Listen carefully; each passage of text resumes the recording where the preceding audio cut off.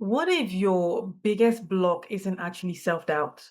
And what if the fact that you keep monitoring yourself in real time and trying to perform? Because I didn't realize that for years, what I was doing as an interpreter, like you're doing your assignment, and at the same exact time, you're watching yourself. Did I sign that right? Did they look confused? Like, are they getting it? I missed something. Why did they shift? What's that? All these thoughts are going in my head. Do they think that I don't know what I'm doing? And the wildest part is in the external assignments, it might seem that, oh no, she's fine, she's doing her thing. Or like looking at me in that moment, it feels like I'm on it. But actually inside I'm panicking. I mean, I've emotionally left the room in those moments. And honestly, I think a lot of capable people are doing this without even realizing. Like a lot of brilliant people are like just going with the flow. We actually know what's going. Because for years, I genuinely thought the issue was my confidence. I thought I needed more training. I just needed more experience. I needed another course to just brush up on this thing that I'm doing. I needed to get this, so someone to check me out. And when I look back now, it wasn't actually all those things were the issue. The issue was me constantly checking myself, trying to interpret what's going on. I was monitoring, okay, why am I thinking like that? What's going on? Okay, what's this person doing? And I just could not stay present. I just kept monitoring what I was doing, like every second. And the thing that like no one really talks about, whatever, is that once that attention leaves the assignments and you it turns on you, everything changes. Because now you're no longer present, and because you have somewhat checked out and you're now monitoring yourself, you're prone to more mishaps happening because the attention has left the room, or is on a whole different thing.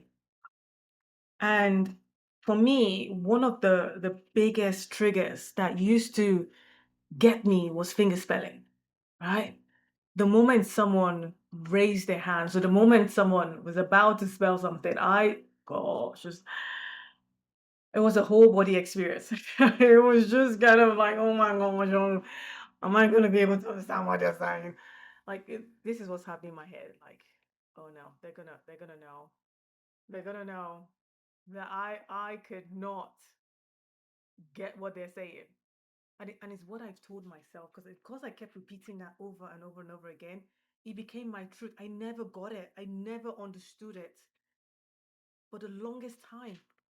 It just kept being true. And I was like, oh, I'll hold my breath until they finish spelling what they're saying. Until like, and and it's not because I necessarily did not know what they were saying. Because in most cases I got the context. I got the what's the word? Where am I? The location. I have the whole idea of what they might be spelling. I've got some like extra information. So it's not as if it's like a out of like a word or whatever that is.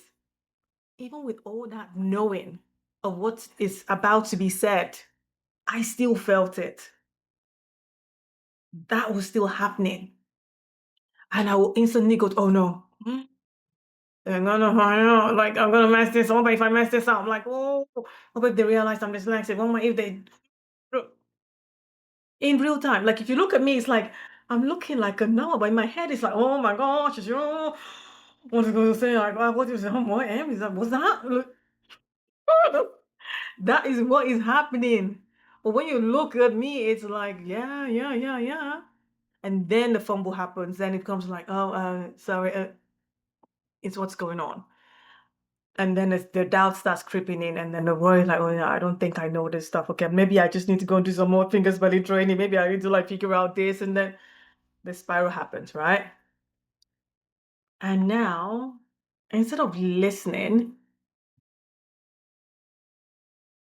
I stay with the conversation. I no longer, because when I'm suddenly monitoring myself. and I'm checking my reaction, and I'm checking their faces, and I'm checking my confidence. I'm checking if I looked competent. I'm checking, are they starting to, am I watching myself? I stop fully hearing what is happening when all those things are happening. And that was really huge for me to realize that what I thought that I was doing to protect myself, to make sure that I was on par, to make sure that everything felt flowy and that I was checking that I was doing right, was actually backfiring and was going against me. Thinking, oh, I just need to, okay, this person's fine, that's fine, okay, this one's good. Oh, I feel this, that. All this monitoring was actually slowing the progress, was actually taking me off course, was diluting my presence and what I get to capture in real time. And for me, the hidden cost of all that, because on the outside, people probably think, oh yeah, she just got some nerves. Maybe, she's not like whatever. But internally, for me, it was a whole conversation happening. I was replaying in real time what's just happening there. Like, okay, like I'm there scanning. Okay, what next? What's gonna happen? I'm there trying to cover or recover from what they. I'm there trying to look calm in the same time. And meanwhile, the assignment is still moving on. Things are still happening. People are like someone saying something that is expected to be signed, someone signing something that's expected to be voiced, and that was exhausting. Trying to manage all that because of how much doubt I was having in myself in the moment. And honestly, when I think of why so many capable people leave assignment drained, it's not because the assignment itself was difficult, but because we've spent the whole time monitoring what was going on, trying to manage the fear of being seen, getting something wrong, the fear of like maybe they might expose that, or maybe I'm not that great at this, or whatever that is.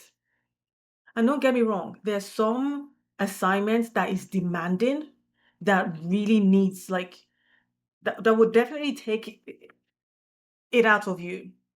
And then when you now come and add your internal dialogue and your other stuff on top of that,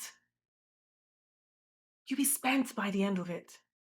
You come up with this clinch and like whatever that is. You start having aches and pain and be wondering why, like, what's that? Is that extra burden? That extra load that we are just taking with us along the way.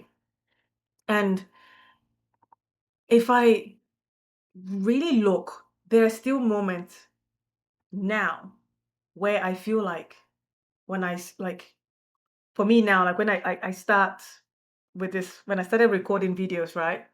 That sometimes I would say something and instantly my brain will go, ooh, that sounded stupid. Like, nah, that didn't make sense. Okay, let's redo this. Like, what you on about? Like, and you're just repeating yourself. You said that before. Like, why are you saying that again? Oh, and then, oh, yeah. And okay, should I stop? Should I delete this? And that same pattern goes on. That self-doubt, that self-loathing, or whatever that is happening. And it could be now, okay, you know what? Oh, this thing I'm supposed to do, I'll start again tomorrow. And I recognize the key thing is the awareness. When we recognize it, it's easier to like snap out once you have the tools to be able to snap out of it, right? Because regardless of what's going on, imagine our brain like a rubber band. This is not a rubber band, but we have how we see ourselves and the self-doubts and all those things, right? When we start having like the awareness of, okay, this is what's happening for me, and this is like how it presents itself, and this is like I'm supposed to be present, but this is what's going on. and we start catching ourselves, that awareness starts happening, and then we start doing whatever it is to get us it conditioned, to get us back into the room, to get us into that flow. So when you stretch a rubber band once and let go, it goes back into the form. So sometimes when I say to people, you get the awareness of what's going on, doesn't mean now you be fine now. You be on ball, and then you start being present 100% and things starts going. That bit takes time. But the awareness of it, that's key. Because if you go back to the analogy of the rubber band and you stretch it one time and let go, it will go back. The next time you go and do the thing, you might still like the feeling, the thoughts, the scanning, although the doubts will still be there. But if you keep on every time you go in and just anchor yourself back in and like get the awareness and do what you need to do to get back into alignment, you keep stretching and keep stretching and keep stretching and keep stretching and keep stretching. And then when you let go, that rubber band is not going to be in the same way you first had it. It's going to be shapeless now. It's going to be like wonky. It won't be as whatever. Like my hairband right now, right? When I first got it, it was like this, I guess. It was this size. Look at that, yeah? Like that. And now because I've been like every time I pack my hair, I do like a tube band thing. It's now stretched out to this. To you see that stretch, the what do you call that? The elastic inside has been stretched out. The same is true for whatever it is that we're experiencing, that self-doubt. When we start noticing and start getting the awareness and start doing the work to get us back in flow, then that feeling of how we are, like what's going on over time, will start being fine. The same is true for like whatever it is that you're doing. The first time you learned to ride a bike, the first time you drove a car, if you've ever driven, like the first time was like for me, I was gripping onto that car as if for dear life. And now I drive, it's like I'm cruising. The same is true for how we show up in those spaces with a self-doubt. When we start getting the awareness, when we start getting that feeling of like, okay, this is how I used to, like, this is what's showing up for me right now. But if I keep on catching myself in that moment and get back into the alignment, catch myself and get back into alignment, catch myself. Now it doesn't. Now somebody raised their hands to fingers fed. I'm like, okay, now what's the word? Like, let's go. It doesn't bring any emotion. I don't feel nothing anymore. Before my shoulders, by the end of it, I'll start doing this just to release the tension. And now someone raises their hands, it's like, what's the word we're gonna have? Like, like I've gotten the tools, learned how to like figure it out. It doesn't trigger me anymore. It doesn't make me feel any way. And this is it. So it's not, like that we now know this is our issue, and then tomorrow it's gone. We get to give it time. For some people, it's an instant. For some, it takes a couple of days. Some whatever that is, but it's having the awareness to just don't think it's not gonna happen. It would. You've got to put the work in to make it happen, right? Because the beauty of our brain is the neuroplasticity. We can reconnect. We can create that which we want. Because I told you I was once, I used to be very introverted and very, I mean, I still am. I mean, I'm still introvert, but I used to be very, what's the word? My shyness used to be one that I wouldn't be doing this intentionally. Like, there is no way having conversation, like when I see, like, it's not, nah. To now be in a space of I can hold my own. I do like hopefully today we're just we're doing our thing. It might not make sense, but I hope I do hope that this is like it's landing somehow, some way, because I feel like today is like a riff day. We're just going on and hopefully there's structure and it's landing because awareness changes everything. Because now I can look back and see how far I've come. you know, looking back, I can see, okay, realizing that maybe confidence was never my issue because I always thought like, okay, I just need to be confident in this thing. I just like need to show up and I'll do this thing yet. Or like maybe some of us are also used to just watching ourselves. Are you one to keep watching? Oh my goodness, look at how they're looking at me. Oh, and then you change. My goodness, they kind of like smirked at me. Now I shrink.